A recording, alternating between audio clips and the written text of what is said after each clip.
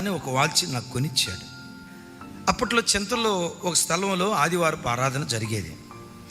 ఎక్కడో మొత్తానికి వాచి పోయింది. సరే ఆ ఆదివారం సాయంత్రం అక్కడ ప్రార్థనకి వెళ్ళాను.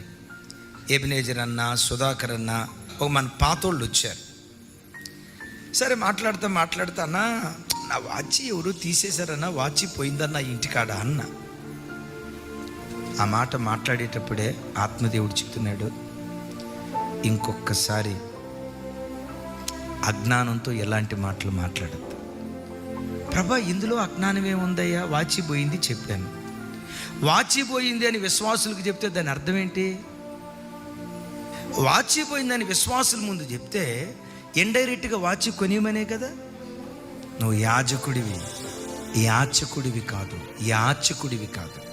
ప్రభా, నా మనసులో అది లేదయ్యా, నేను చెప్తే వాళ్ళు ఏదో కొనిస్తారన్న ఆలోచన నా మనసులో లేదా. నీ మనసులో లేదురా, నీ మనసు నాకు తెలుసు. కానీ ఎదుటోళ్ళు ఒక మాటను 10 రకాలుగా అర్థం చేసుకుంటారు. అలాగని వాళ్ళు అలా అర్థం చేసుకునే మనుషులని కాదు నా అభిప్రాయం. ఒక విషయాన్ని 10 మంది 10 రకాలుగా అర్థం చేసుకుంటారు. అన్నకు వాచి లేదంటే కొనిపెట్టమన్నారా? అయ్యో పాపం, అన్నకు వాచి లేదు, మనం కొనిపెట్టాలి.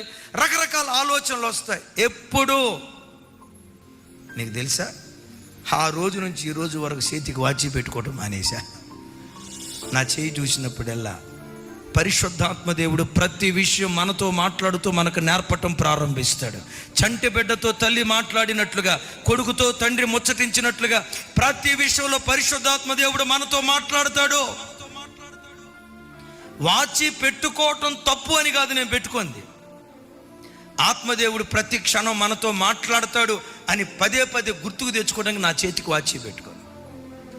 వినే బుద్ధి నీకు ఉండాలే కానీ, లోబడే మనస్తత్వం నీకు ఉండాలే కానీ, తల్లి తన చంటి బిడ్డకు అన్నీ నేర్పినట్లుగా పరిశుద్ధాత్ముడు ప్రతి విషయం నీకు నేర్పుతాడు. ఏ విషయాలు నేర్పుతాడో చెప్పమంటారా? నీ తలకట్టు ఎట్లా ఉండాలి అది కూడా నేర్పుతాడు. నీ డ్రెస్ స్టైల్ ఎట్లుండాలి అది కూడా నేర్పుతాడు. నీ గడ్డం ఎట్లుండాలి అది కూడా నేర్పుతాడు. నీ వేషధారణ ఎట్లుండాలి అది కూడా నేర్పుతాడు. చివరికి ప్రజల మధ్యలో నడిచేటప్పుడు నీ నడక ఎట్లుండాలి, అంతరంగికంగా బాగా ప్రతి విషయంలో నేర్చుకునే బుద్ధి నీకు నాకు ఉండాలి. కానీ ప్రతి విషయంలో పరిశుద్ధాత్మ దేవుడు మనకు నేర్పటం ప్రారంభిస్తాడు. వినే బుద్ధి నీకు నాకు ఉండాలి. కానీ కూతురుతో తల్లి చెప్పినట్లు, కొడుకుతో తండ్రి ముచ్చటించినట్లు ప్రతి విషయం దేవుడు మనతో ముచ్చటించడం ప్రారంభిస్తాడు.